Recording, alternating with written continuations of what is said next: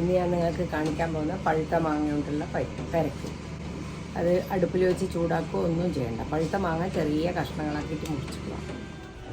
ചൂടാക്കാത്ത പഴുത്ത മാങ്ങ പെരക്കായത്.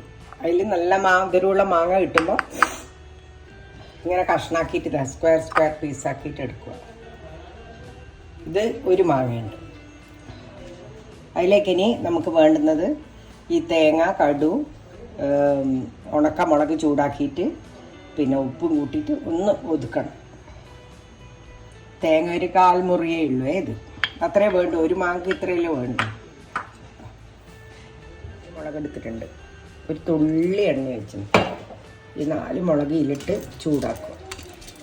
4 നല്ല എണ്ണ ഒരു തുള്ളി ഇട്ടിക്കുന്നത്. ഇത് അടുപ്പുള്ള വീട്ടിൽ ഇതിലൊരു തുള്ളിയെ ഞാൻ ഇട്ടിച്ചിട്ടുണ്ട്. എന്താ വെച്ചാൽ ഈ ചട്ടിയിൽ കരിഞ്ഞു പോകും.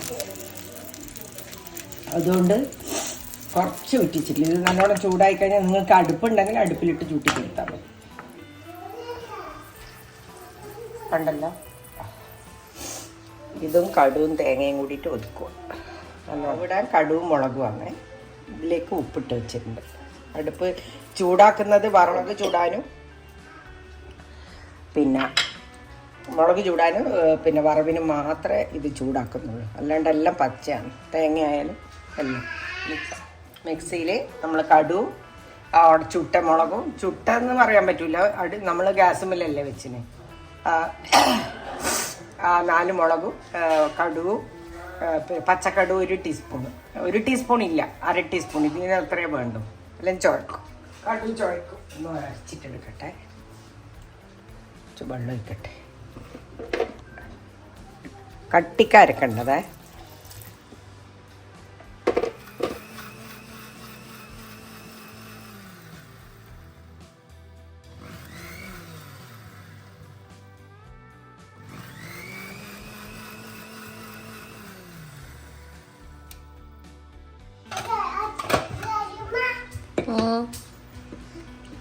മോനു എന്നാ തിന്നിട്ടില്ലേ?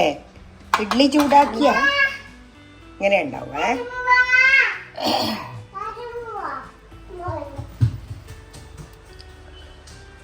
ഇത് അരച്ചത് ഇങ്ങനെ ഉണ്ടാവുക. ഇനി ഇത് ഇങ്ങനെ സ്പൂൺ കൊണ്ട് നമ്മൾ പരക്കിക്കൊള്ളുക. ഇതാണ് പഴുത്ത മാങ്ങ പരക്ക്. പുളിയൊന്നും ഉണ്ടാവില്ല, മധുരം ഉപ്പും. ഇതുണ്ടെങ്കിൽ എല്ലാവർക്കും ഒരു കുന്ന് ചോറുണ്ട്. ഇനി ഇതിൻ്റെ മുകളിൽ കടുവും മുളകും വറവിട്ട്. ഇതിൽ നമുക്ക് പഴുത്ത മാങ്ങ വീട്ടിലുണ്ടെങ്കിൽ അപ്പം തന്നെ. വലിയ മാങ്ങക്ക് 1/4 കപ്പ് തേങ്ങയും വേണം. കുറച്ച് തേങ്ങയും ഈ ഉണക്കമുളക് ചുട്ടതും കുറച്ച് കടുവ് 1/4 സ്പൂൺ കടുവും ഇട്ടിട്ട് അരച്ചിട്ട് ഇതേപോലെ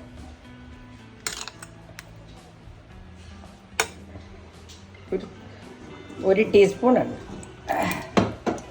കടുകും മുളകും സിമ്മാക്കി വെച്ചിട്ട് ഒരു 1/4 ടീസ്പൂൺ മതി.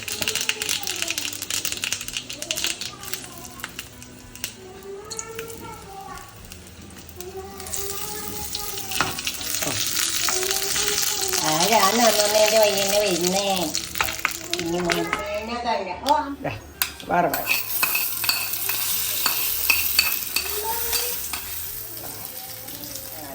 അടുപ്പിൽ വെച്ച് ചൂടാക്കാത്ത പഴുത്ത മാങ്ങ പച്ചടി എന്ന് പറയാൻ പറ്റില്ല, പെരക്ക്.